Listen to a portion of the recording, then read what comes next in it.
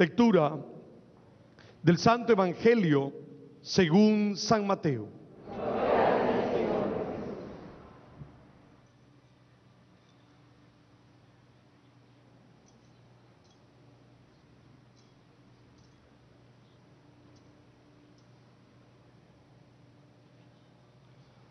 Estando ya en Jerusalén, dijo Jesús a los sumos sacerdotes y a los ancianos del pueblo: ¿qué opinan?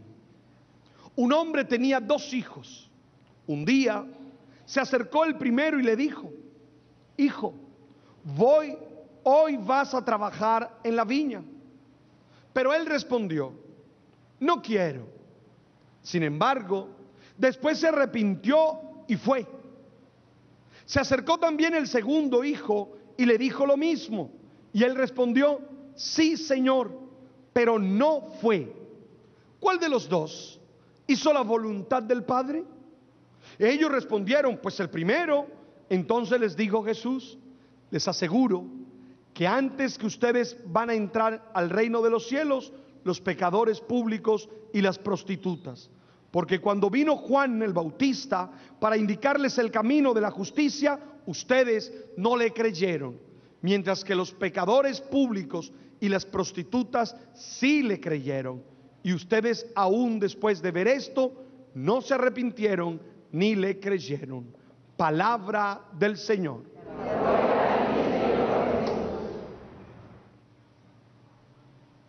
Pueden sentarse.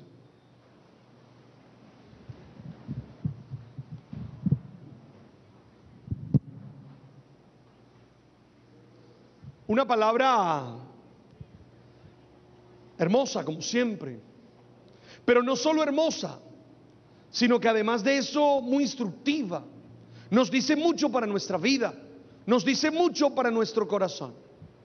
Yo quisiera afirmar 3 reflexiones, 3 ideas, para que esas 3 ideas le ayuden a usted a crecer en su fe y para que esas 3 ideas sean objeto de meditación por parte suya y podamos nosotros realmente encontrarnos ante la presencia del Dios de la vida.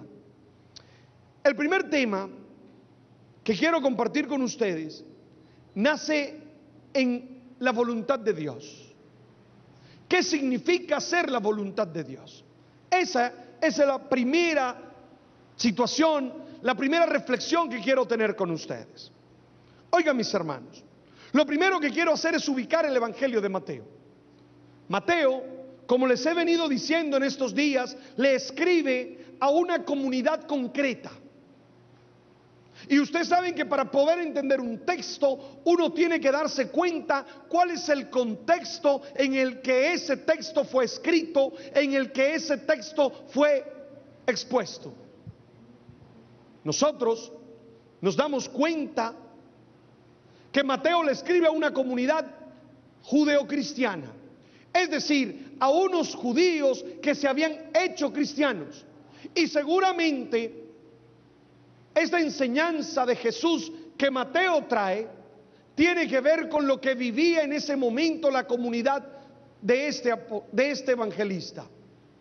Nos encontramos nosotros con toda seguridad con algunas dificultades al interior de la comunidad, y Mateo trata de resolverla con esta reflexión que hace hoy Jesús de Nazaret. ¿Cuál era la dificultad que habían? Muy simple. Los judíos de alguna manera podían estarse creyendo más que los paganos. ¿Por qué? Porque ellos son el pueblo elegido. Y yo imagino que si en esa comunidad había judeocristianos y había también paganos que se habían hecho cristianos, yo me imagino que ahí había una pugna. Porque los judíos decían: hey, si nosotros fuimos los primeros. Los judíos decían: hey, pero si nosotros somos el pueblo elegido. Es decir, nosotros merecemos todo, porque nosotros somos los elegidos de Dios. Y lo que quiere esta reflexión es dejarnos claro que la palabra de Dios Y en la voluntad de Dios y en el plan de Dios no está simplemente que tú digas sí o que tú digas no, sino que tú con tu vida demuestres ese sí y con tu vida demuestres ese no. ¿Soy claro o no? Voy a poner un ejemplo grosero y me van a perdonar, ¿ok? No me van a regañar por este ejemplo grosero. El novio le dice a la novia: mi amor, ¿por qué no mira, tú sola, yo solo, la casa sola, tu mamá no está, tu papá no está,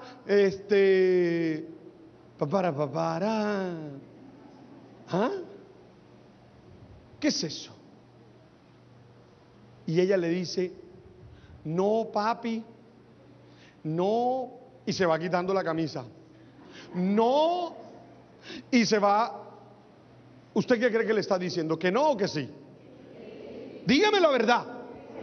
Pues porque a veces el problema no es que digo, que confieso con mi boca. El problema es si mi vida está confirmando eso que estoy diciendo. ¿Qué le pasó a los judíos? En este contexto, ellos dijeron que sí, pero su vida no fue capaz de entender ni a Juan el Bautista, que es el nuevo Elías, ni a Jesucristo, que es el Mesías. Oigan, mis hermanos, ese momento histórico es difícil,